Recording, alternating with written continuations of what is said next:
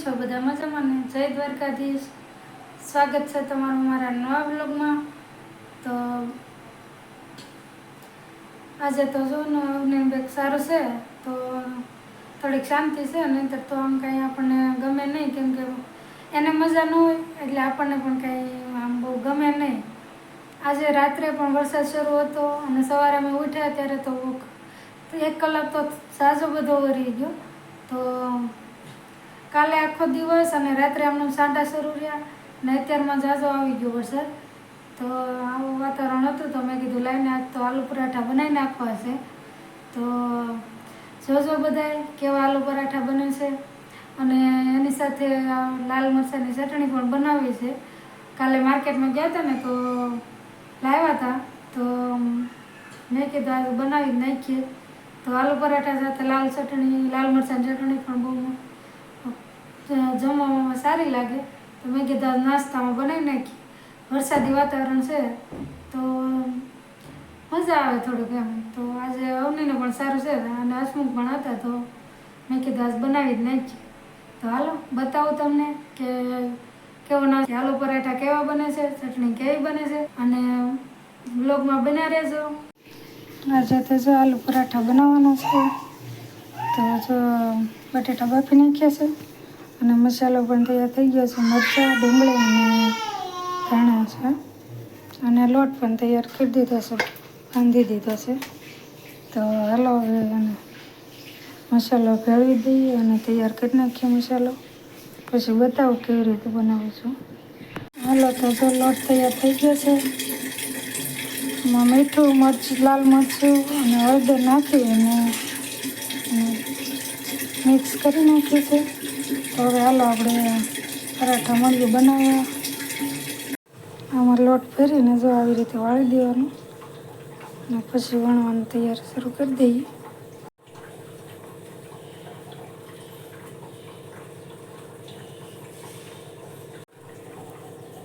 લોટ લગાડી દીધો છે અને હવે વણીને બતાવું. હાલો વણી નાખીએ.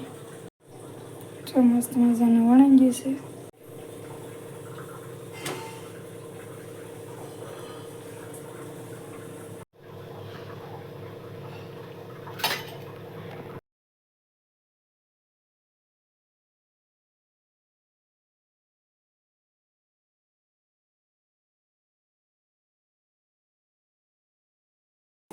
આ બાજુ ફરે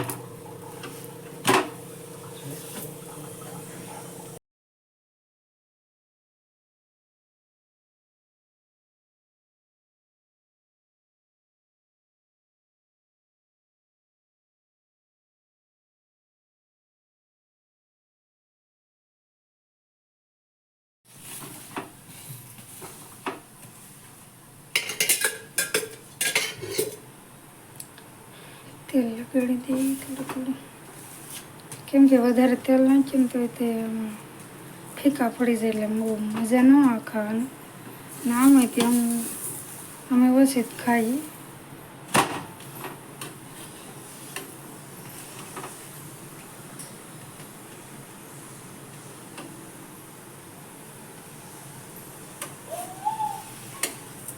બનાવવાના છે લાલ મરચાંની ચટણી. તો બજારમાં ગયા હતા તો લાવ્યા હતા લાલ મરચાં. તો જો એની લાલ ચટણી બનાવવાની છે. તો હવે કાપી નાખીએ, આવા ગોળ સકડા કરી અને તેલમાં ચડી નાખશું. મરચાંને કાપી નાખ્યા છે અને ભેગું નાખ્યું છે થોડું લસણ, તો ટેસ્ટ સારો આવે એટલે લસણ નાખ્યું. અને હવે એમાં તેલ નાખી અને થોડી વાર ચડી નાખીશું. તો 2 પાવડા જેટલું નાખી દઉં તેલ.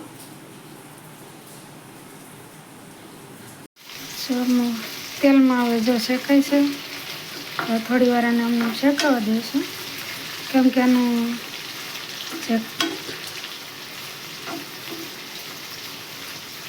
થોડા આમ કાચા ન રહે એ પ્રમાણે શેકી નાખો ને તો ખરાબ થવા ઓછું કરે, નહીં તો પાછું તરત ખરાબ થઈ જાય. એટલે તેલમાં ચડી જાય ને તો પછી થોડો ઝાઝા દિવસ રહે એમ. અને આ ચટણી છે ને થેપલા અને આલુ પરાઠા હોય ને એને ખાવાની બહુ મજા આવે.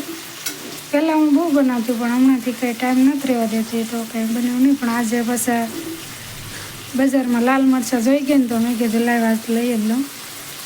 તો જો આજ તો મેં કીધું બનાવી જ નાખવી છે કે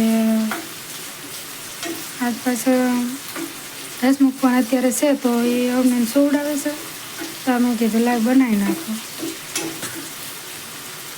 તો જો તો થોડી વાર ચડવા દઈ અને પછી ઠંડુ થાય પછી જો પાછું આગળ બધું કરશું. થોડું મીઠું નાખી દેવું, થોડી ખાંડ નાખી દઉં કેમ કે તીખા હોય તો થોડું ખાટું મીઠું સારું લાગે. અને હવે પછી થોડુંક હજી લીંબુ નાખી દે પણ ઠરી જાય ને પછી નાખો. અત્યારે ખાંડ ને મીઠું નાખી દીધું છે. હવે એને ઠરી જવા દઈએ. મરચાં નાખી દીધા છે તો દળી નાખીએ.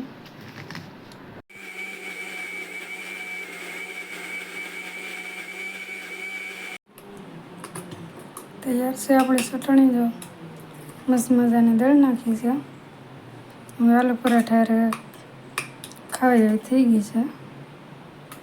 હાલ તો જો આમાં ભરી દીધી છે ચટણી અને આપણે રેડી થઈ ગઈ છે.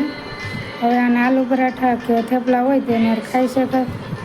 તો મસ્ત મજાની હોમમેડ ચટણી તૈયાર કરી દીધી છે. હાલો તો જો આલુ પરાઠા નાસ્તામાં છે ને દાજેલા છે. એમ ન કહેતા કે આ થોડાક આવા હોય ને તો જ ભાવે, નહીંતર મજા ન ભાવે. આ છે લાલ ચટણી અને ચા. તો હાલો નાસ્તો કરવા બધા. આમળા લાવ્યા હતા બજારમાંથી તો મેં કીધું લાવને અને હળદર ને મીઠું નાખી અને બનાવી નાખી. તો મેં કીધું તો જો આમાં શીરા પાડી દીધા છે. આ જ્યાં આંકા હોય ને ત્યાં ચાકુ મારીને શીરા કરી નાખ્યા કેમ કે અંદર હળદરને જાય ને મીઠું તો બગડે નહીં એમ. તો જો હળદરને મીઠું ને એવું નાખી દઈએ. તો જો હવે કરી નાખ્યા છે. ઝાઝા નહોતા લાવ્યા કેમ કે પાછા ચોમાસું છે તો કદાચ ખરાબ થવા કરે તો થોડા લાવ્યા હતા. અને એટલા કરીએ જો કદાચ થઈ જાય તો પછી પાછા વધારે લવાય. તો જો એટલા લાવ્યા હતા. તો હવે આમાં નાખી દઈએ હળદરને મીઠું ને એવું. તો જો આની ઉપર હળદરને મીઠું નાખી દીધું છે. થોડુંક મીઠું ઓછું લાગે છે થોડું ઓછું નાખી દઉં કેમ કે જેમ મીઠું ને હળદર વધારે હોય ને એમ બોળો સરસ થાય. તો હળદરને મીઠું નાખી દીધું છે. ને હવે છે ને આને એક દિવસ આમને રહેવા દઈશું તો થોડું ઘણું હળદર ને મીઠું આમાં મિક્સ થઈ જાય ને તો પછી બોળો સારો થાય એટલા માટે. તો જો હળદર ને મીઠું નાખી દીધું.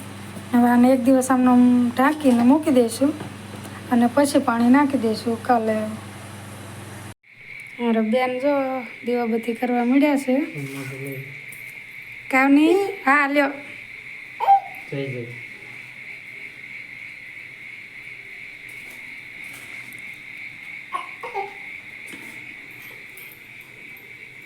ગરમ હોય બેટા.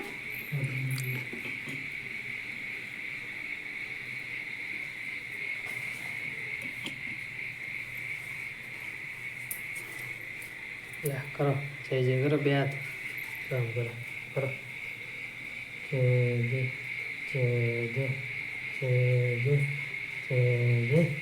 હેલો મિત્રો, તો આજે તો કંઈ વ્લોગ નહોતો ઉતાર્યો તો આ કુકિંગ વિડીયો તમને કેવો લાગ્યો કહેજો અને કોમેન્ટ કરજો કે આલુ પરાઠા કેવા લાગ્યા અને ખાસ કરીને લાલ મરચાંની ચટણી કેવી લાગી. તો આશા કરું છું કે આ વિડીયો તમને ગમશે અને ચેનલ ઉપર નવા હોય તો લાઈક શેર સબસ્ક્રાઈબ કરવાનું ભૂલતા નહીં. અને મળીએ કાલના નવા બ્લોગ સાથે. ત્યાં સુધી બાય.